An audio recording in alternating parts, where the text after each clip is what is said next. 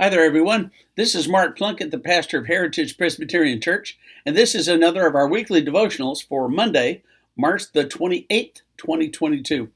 About 10 years ago or so, I was in seminary in New Jersey, and no matter what seminary you go to, I've never heard of anybody going to seminary without doing some outside work somewhere. Usually you work in churches, or perhaps you're a chaplain in a hospital, or something like that. Well, one of the jobs that I did was I worked in a nonprofit organization called Fellowship in Prayer.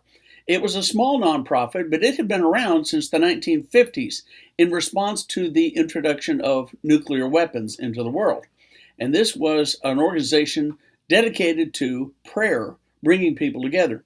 And it was an absolutely cool place. I really liked working there. There were only about 5 or 6 of us that worked there, and I only worked one day a week, but I worked pretty much 10 hours a day. And I got to do everything. It was one of the most interesting jobs I think I've ever had, and one of the ones that I look forward to going to every time. Well, one of the people that came through that place about, twice a month or so was a Tibetan nun, and her name was Trime. And Trime would come in about once or twice a month, and she would lead us in meditation for 30 minutes, 45 minutes. It seemed to fly by very quickly, but it actually, I know, took some time. Well, she had kind of a hard time remembering my name, and she kept calling me Paul, or sometimes she'd call me John. She said, "I know you're named after one of those Bible guys." So just for fun, I started calling her Ting Ting. So she'd call me whatever name she felt like, and I'd call her Ting Ting. And it was all in good fun. I loved her. I thought she was great.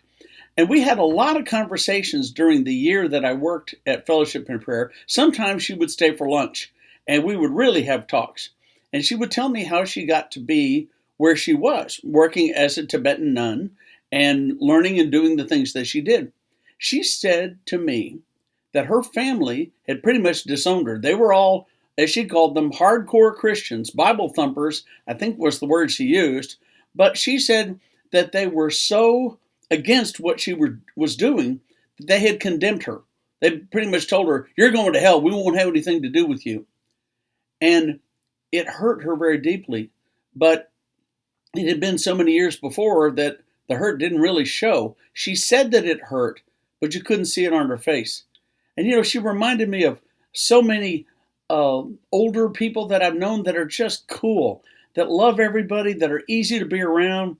I've used the analogy, they're like a warm fireplace on a cold day. People just huddle around them. And we used to love it when she came there. Everybody would stop what they were doing, and we would all go and get around her.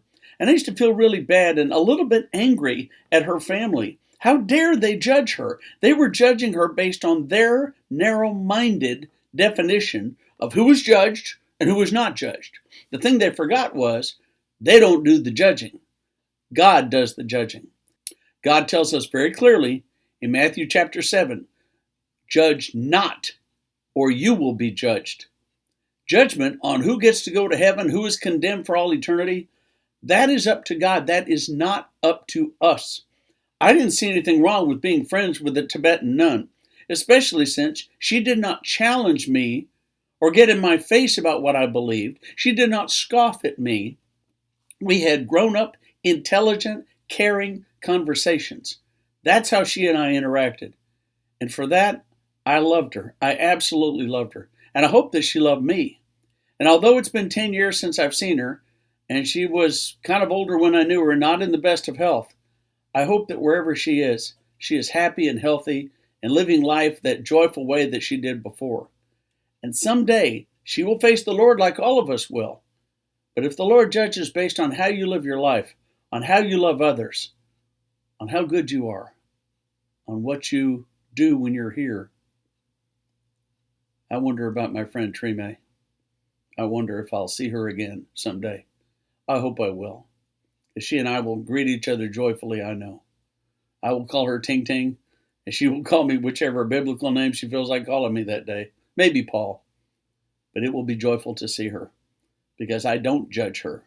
I accept her as my friend. I hope you will do things like that too. There's a lot more judging going on out there that we just don't need. We just don't need it, folks. We need to love one another and accept one another.